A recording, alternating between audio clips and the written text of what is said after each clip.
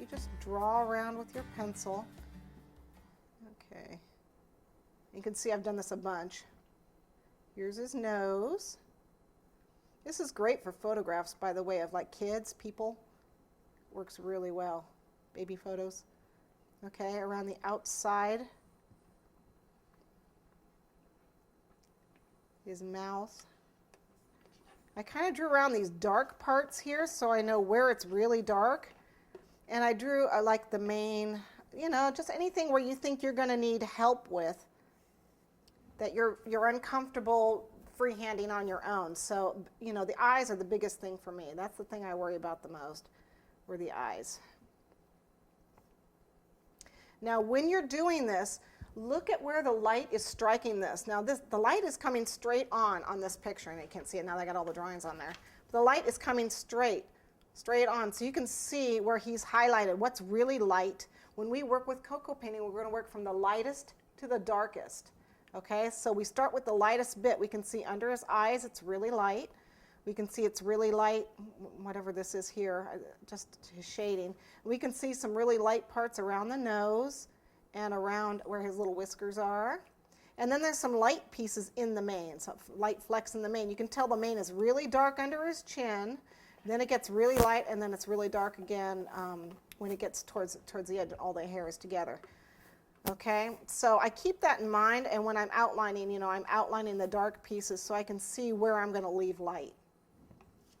Okay, and when I did that, the pencil graphite stays on there, and then I'm going to take my plaque, lay it on here, make sure it fits, centered somewhat. Okay, I'm going to hold it up so I can see through it. Well, I can't see through it that way. The light's coming from there. So you won't be able to see, but I'll hold it up to a light source and I'll be able to see this centered on my plaque. And I'm sorry I don't have a light back here so you can see, but a lot of times I'll have a window, okay? And I'll hold this pattern up to my plaque, and that way I can see if it's centered on the plaque, because a lot of times you can't tell. I mean, you can't see through this piece of paper. Can you see through that? No. So I hold it up and make sure it's centered, okay, before I start transferring my pattern. Now on this side, I'll start tracing over those lines, okay?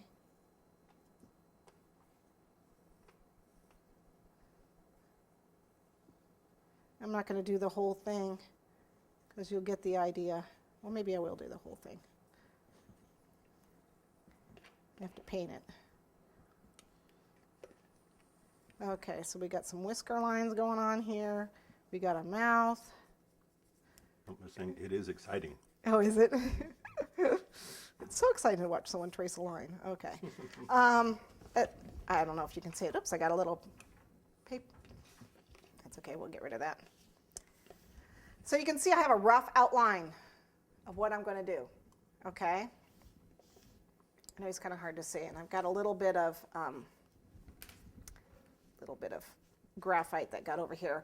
I'm not worried about this because I'm actually going to shade the outside of this with a little bit of cocoa powder to give it a brown shading. You can do backgrounds with these. You can do it beforehand or you can do it afterwards. If you're going to just dry dust it, you can do it either before or after you do the painting. If you're going to paint with cocoa butter, you need to be very careful that you don't disturb your painting if you do it afterwards, so, which I'm not going to do.